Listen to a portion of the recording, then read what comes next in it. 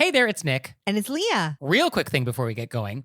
Please subscribe to our show and follow it. In whatever platform you're listening to us on. Yes, whatever app you're using right now, there's probably a plus button or a little bell or it says subscribe. Well, tap that, please. Just a quick little, and it makes such a big difference for us. We would really appreciate it. We really would. So please do that, and thank you. Thank you. And now, let's start the show. Yay!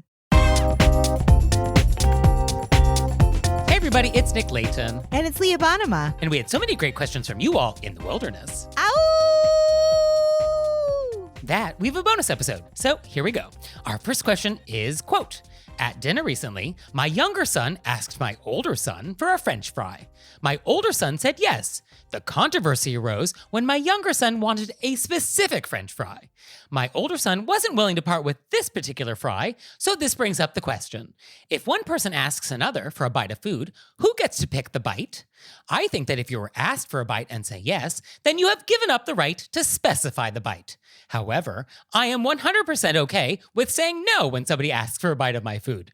The usual situation I find myself in is when I'm eating pie. Someone will ask for a bite and I'll say no. They'll say, I just want a bite. Then I'll say, great, how about I buy you a slice of pie and you can take the bite you want and then give me the rest. I'd love to hear your take on this situation. Just up top, I love the pie response. I think that's the way to go. I'm adopting that from here on out. Well, put a pin in that. I do believe we need to discuss that portion of this question separately. But yeah, what a great provocative question. Very provocative. So just to recap, we have a situation in which I have French fries. You would like one. You ask, oh, can I have a French fry? I say yes. You want a specific French fry. And that's one you don't want to part with. Yes, there's something about this French fry that is quite special, and I don't want you to have it, and that's the one you want. Who gets it? I think the parent thinks that I would get it, the asker. Right. But I actually think that the French fry owner gets final decision. Yes, that is my feeling, but I would rephrase it this way. If you are asking someone for a favor, which is what this is, you can't really then dictate the terms of that favor when they agree further. Like, I can't ask you for a favor and then once you've agreed, be like, oh, let me give you specific details about how I want you to carry out that favor. It's like, oh, I don't love that. That's how I thought of it. For example, if I said, hey, can I come over? And you were like, sure. Oh, sure. Yeah, it'd be great to have you over. And I said, cool, can I come over at 1 a.m.? Or I'm coming over at 1 a.m. Yeah. And I'm bringing all my friends with me and I need you to have towels and cocoa ready. Yeah. And then that's how it feels to me as well. I can ask that and you could say, no, that doesn't work. You can come over at 3 p.m. Yeah, I feel like if you needed a specific French fry, that needed to be part of the initial request. Like, oh, may I please have that French fry? Yeah, that seems fair. Or, hey, I love a French fry. Yeah, oh, for sure. And then I say, hey, can I have that French fry? And you say, no, I've been saving that French fry. You can have this French fry. And then if they say, I don't want that French fry, then you say, well, I guess no French fries. Okay. Another consideration I thought is that there are some foods that if you're going to share, I might portion it out for you. You know, depending on what the food is and where we are. Like if we're at a fancy restaurant and I'm having ravioli and you want one and you ask me for one, I'm like, oh, I would love for you to try this. I would probably take your side plate, put a ravioli from my plate onto it, and then give you the side plate. I'm not going to have you reaching over the table with your fork and grabbing a ravioli off of my plate. Like I'm going to give you a ravioli, and that probably will be a ravioli of my choice. And so like with French fries, would you be reaching over and grabbing it yourself, or would I be decanting it for you? I guess it's a finger food, so you'd probably get it yourself, right? Is that the delineation? I can see a world in which you would fork the fry and put it on my plate. Oh, you think I would fork a fry over? Interesting. I just feel like a fork with a French fry, how would I get the French fry off of my fork once it gets to your plate? Am I shaking it vigorously to kind of dislodge it? Or am I using a knife? I guess I see that. Like, how would they come off the fork? Somebody would... I mean, the other thing was that you would then pick up your pork and unfork them off your fork. Right. Yeah, there would be some negotiation. That's getting into the weeds in terms of how we're transmitting food, I guess. I guess it comes down to who gets to choose the morsel. And I still think it's you. Me as the owner of the morsel. The owner of the morsel. Yeah, so I think in most situations, the owner of the item would probably then portion out the gift to the recipient. And that way, this would sort of just make all this moot. Yes, and I think that's the perfect word. I'm giving you a gift of my food. Mm-hmm. I will decide which I will be gifting you. Right. Yeah, it's up to me. Now, let's talk about this pie example. So what is happening is I don't want to share food, which I get. Like, I get that, especially when it comes to pie. I'm more of a pie person than a cake person. There are two types of people in the world, people that prefer cake over pie and pie over cake. I am definitely in the pie over cake category. I think I'm in the minority. I think most people would say cake, but we can talk about that another day. I've had a really weird thing that happens in my life where I started out a cake person and I've moved into being a pie person. You've become a pie person. I've become a pie person. I now have no interest in cake unless it's an ice cream cake or I can just have the icing. Interesting. Okay. So I get the idea of not wanting to share a bite of my pie. Because also, when it comes to pie, each part is the good part. You got the great point that has mostly filling and then low ratio of crust. You have the crust end, which is also great. And so like, there's no part of that I really want to give you. So I get that. I totally get that. The idea though, that I'm going to buy you a piece of pie and then you'll take a bite and then give me the rest is like, oh, that's an interesting solution. I just thought it was so funny. I think they're saying, I'll buy you a whole piece of pie. You can eat the whole piece or not eat it, but don't touch my pie. Yeah, I guess that's basically what we're saying. Is like, no, I don't share pie, but I will help you get a bite of your own. I will get that pie into your mouth. Right. We're just going to put another piece of pie on this table. Yeah, and actually that's a very polite solution. Like, that's very generous. I really do appreciate that. So long story short, I think we landed on, if you are the owner of the French fries, you are in charge of dictating how those are distributed. Yeah, I feel like we both came in on the same side of that. And if you have a request for a specific French fry, you are free to make that request, but your request may be denied. I just visualized that stamp, that red stamp, denied. And now it's time for an intermezzo. Intermezzo. So this episode is brought to you by Jenny Kane. So Leah, what is Jenny Kane? Jenny Kane is California-inspired design for wardrobe and home. That's right. And one of the things Jenny Kane is known for is their pillows and throws. From alpaca and linen to super soft cashmere, these handcrafted textiles are versatile, durable, and perfect for a sofa update. So they sent me an alpaca throw. It's so soft. So Lacey, our dog, loves soft blankets. She's already taken my softest blanket. And so I was like, this is mine. And I tried to like put it high on the couch and I come home and she's pulling it down to wrap herself in it because it's so soft. So you can find your forever pieces at jennykane.com/home. Our listeners get 15% off your first order when you use code WYRBW at checkout. That's 15% off your first order at JENNIKAYNE.com/home using code WYRBW.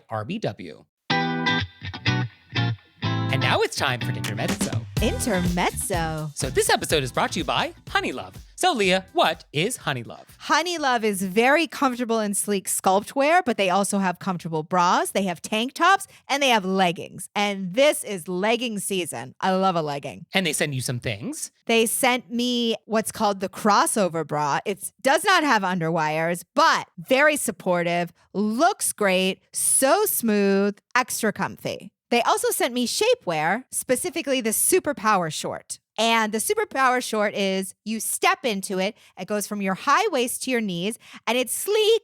You could wear it under a dress. You could wear it under pants, or you could just wear it around the house while you're doing your chores and pretend you're a working girl. So you can treat yourself to the best shapewear in the market and save 20% off at honeylove.com with the code WYRBW. Use code WYRBW at honeylove.com. So our next question is, quote, my father-in-law is in town and always rinses his dishes in cold water and does not use soap. He then puts the dishes in the drying rack with all the other actually clean dishes. How in the world do you ask someone, especially your father-in-law, to actually wash the dish or simply leave it in the sink so it can be washed properly? He's otherwise an agreeable person and a pretty good house guest, except for this one thing. I feel like what I would do, Okay. which isn't necessarily the right answer, I would say, hey, just leave that in the sink. Yes. And then if they didn't and they continued to wash it with cold water, I would wait until they were in the other room or in the restroom or went for a walk, and then I would just rewash it. Yes. Before we get there, though, is this our first father-in-law question? We hear about mother-in-laws a lot, but I think this might be the first time we've heard about a father-in-law. What was the one when they went out to a restaurant who ordered the appetizers for the group? Oh, yeah. I think that was a father-in-law. Okay. Point being, though, far and few between. In many years, in all of our Right? years. So I don't know if that's just that father-in-laws are always on their best behavior or what that means. But for this, yeah, I think you're right. It's just don't trouble yourself. Just leave it in the sink. And if he doesn't, then yeah, just rewash it later. Yeah, I just feel like if they're otherwise lovely and they're just trying to do something nice and they don't live there, they're just visiting. Yeah. This is a limited amount of time that you're going to have to rewash. Yeah, if this was like a roommate situation, then we would definitely want a polite yet direct conversation about like, how it works. But for this, yeah. Although, do you think he's just confused? Does he think that like, this rack is for the pre-washed dishes before they go somewhere else? Or do you think this is his style of washing dishes? Like, this dish wasn't that dirty, so it just needs a rinse. That's a great question because, we don't have a dishwasher in Los Angeles, but when I'm in Maine, we pre-rinse, put it over, and then it goes into the dishwasher. So possibly he pre-rinses at home and is unaware. But also, I think some people I can also imagine a world in which at his home, he's just cold washing everything with no soap. Yeah, I definitely know the types of people that feel like, this thing isn't that dirty, and so it doesn't need much cleaning. Similar to people who just Febreze their comforters, flip it over, and give it another 4 months. Okay, is that how some people do it? Yep. Okay.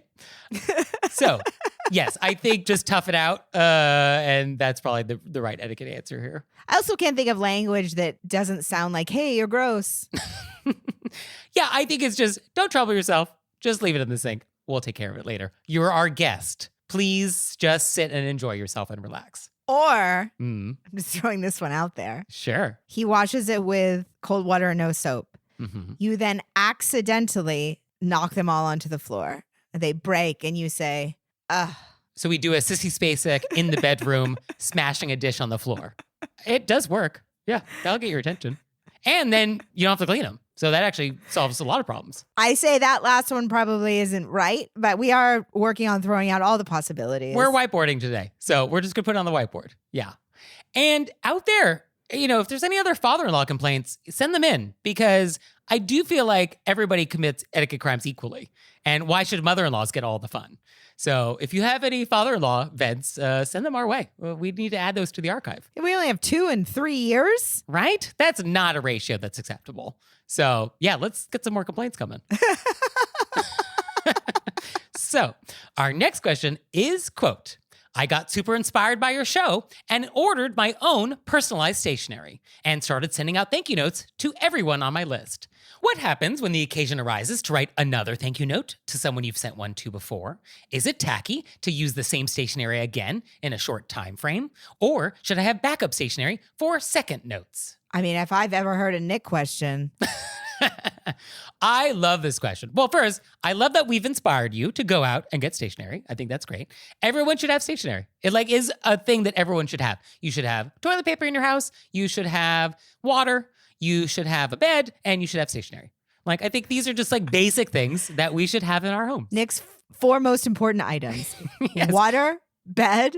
What was the first one? Toilet paper. Toilet paper. Yeah. Water, bed, toilet paper, stationery. Right. And I would probably say stationery over toilet paper because you could use stationery as toilet paper if you had to. So I love this question. So long story short, no, you do not need to have more than one set of stationery. It is not required. And you could just use it for everything. I mean, that's why it's great. And if you pick a design that's classic is timeless. Look at Steve Jobs and the turtleneck. That worked for him. And so if you just get a card that has a nice, simple design, a typeface that doesn't feel too trendy, that can last you forever. I've had the same typeface engraved thing, I don't know, for a long time. It still holds up, still looks good. So if it ain't broke, don't fix it. So you do not need other stationery. You can, though. I mean, it is kind of nice to have different stationery based on the mood or the season. So you could, but it is definitely not a problem to send your customized stationery to the same person twice. That's what I felt the answer was going to be. So I feel good about that. Okay. You didn't want to verbalize that, though? You didn't want to go out on a limb? I would have gone out on a limb, but I felt we all know who this question was directed to. And Yeah, that's true. we should just let you shine. Thank you. So our next question is, quote, my partner and I are hosting a party at our home in 2 weeks. We have a confirmed guest list of 45 people, and I have 2 close and dear friends who have had a disagreement with each other and haven't spoken to the other in years. I've already invited one of them to the party, let's call her Lisa, but hesitated to invite the other friend. Let's call him Chad, for fear of creating an uncomfortable situation. I do like Chad and feel that maybe I should also invite him as well, and maybe I'm just being too protective of the mishap in their friendship. What would you do? I see this. I feel this. I feel the tension on this. Yeah. I think that if they're both close friends, like it's different if one of them is your best friend and the other person's like outside your circle and just an acquaintance. But if they're both close friends and you weren't involved in the argument, Right. I think invite them both and let them both know that the other one might be coming and stay out of it. Yeah. My first instinct was, this is not your drama. Like, this is not your problem. And if you were not forced to choose, like if you didn't have to choose sides when whatever went down, and you just have your own independent relationship with both of these people, then you're free to have that. And you can continue to have that, and you can invite both of these people to your party. Yeah. And I hope that these people can act like adults and not make a scene if they both show up. Yeah, I would hope so too. And when I said stay out of it, I meant more like invite them and then let them decide for themselves how they feel. Yes. And a 45-person party is pretty big. Like, you can definitely avoid someone in a 45-person party all night. Like, there should not be a problem for them both being at the same party with that many other people. And also, they can also decide, hey, I don't want to go if Lisa's there. Right. And you could just say, like, totally understand. I get it. No problem. We'll see you next time. Yeah. But then you've invited both. You haven't taken a side. You let everybody know that you're thinking of them and they can work their thing out or not work their thing out. So it's that easy? Did we just solve this? Well, I mean, it's that easy for us giving the advice. I understand why the letter writer feels uncomfortable because she knows now we got bad blood, you know? Yeah. Because the flip side is if you only invited Lisa and didn't invite Chad, then Chad might be hurt by that. Because, like, this is a big party. Chances are he knows other people in your friend circle and is going to know about this party and is going to be like, oh, you didn't invite me? Oh, I don't like that. And so that actually, I think, would cause more drama between you and Chad, and now new drama has been created. I agree 100%. And so I think if the idea is that we want to minimize drama in our lives, then I guess that's not the move. I feel like I've definitely been in a place with somebody that we had a mutual dislike of each other and we behaved. Oh, yeah. Oh, I've definitely been in plenty of situations where I was like, oh, I don't care for this person. It is mutual. And you're just like, keep it nice, keep it light, keep it polite. Nice to see you. How are you? All right. Have a nice evening. And that's it. And you keep it moving to the other side of the room with the cheese board. Right. Yeah, it can't be done. And it's a good skill to have to like have that nice little pleasant moment with somebody you despise, and then we move on. Hopefully we move on with appetizers. Yeah, I mean, it definitely is a lot easier when there's snacks. It's so much easier when there's snacks. I feel like if we have as you have the 4 items you need in your house, this is our one takeaway. Everything is easier with snacks. Truer words have never been spoken. So, our next thing is some aftermath. Aftermath. So, you may recall from a previous episode that we got a letter from somebody who was in Brazil. Yeah, they were in Brazil. Our letter writer paid for them to have a getaway weekend in Colombia with like a nice fancy hotel, paid for the whole thing. They get to the airport. The letter writer can't leave because of a visa issue. The friend gets on the plane and goes and stays in the fancy hotel without giving them a second thought. And isn't that amazing? Amazing. And also, I would like to say that one of our listeners wrote in and said, I want to hear about this. And Nick reached out and followed up and said, tell us what happened. So here is the aftermath. Quote, the friend did not apologize, but did take pictures and brought back other things from Colombia that he shouldn't have. In retrospect, I'm glad I didn't go and get involved in any of that, and we did not stay close. But there's a happy ending, though. I met another traveling partner who doesn't mind going with me on work trips, and so far, they've accompanied me to Paris, we're in Trinidad this week, Jamaica next week, and have plans for Amsterdam next month. And it's nice to have someone to send postcards to when they aren't with me. What a lovely ending. Right? I mean, what a great way to make delicious etiquette lemonade out of those etiquette crime lemons. I'm so happy it worked out for her. She found somebody who appreciates her generosity and her joy to traveling. joy to traveling. Yeah, no, I mean, great to find somebody who's a good travel partner because that is a hard thing to find. Like, it's great to have friends domestically and locally, but it's a very different thing to have people that you are also compatible with as travelers. And to find someone who's a good fit that travels the way you travel, that's a wonderful thing. And it also sounds like it's a very good thing that you didn't go to Colombia because some nefarious activities were going down. Things that maybe should not have been taking place were taking place. So we're glad that that worked out. Also, we're so delighted that a listener wanted to know about what happened with this other listener, and Nick was able to reach out and be like, let us know. Everybody wants to know. So if you at home have other questions that you're like, what happened? Email us. We'll track it down. We will definitely track it down. And if you have other questions for us, let us know. You can let us know through our website, wereraisedbywolves.com, or you can leave us a voicemail or send us a text message, 267-CALL-RBW. And we'll see you next time. Bye. Bye.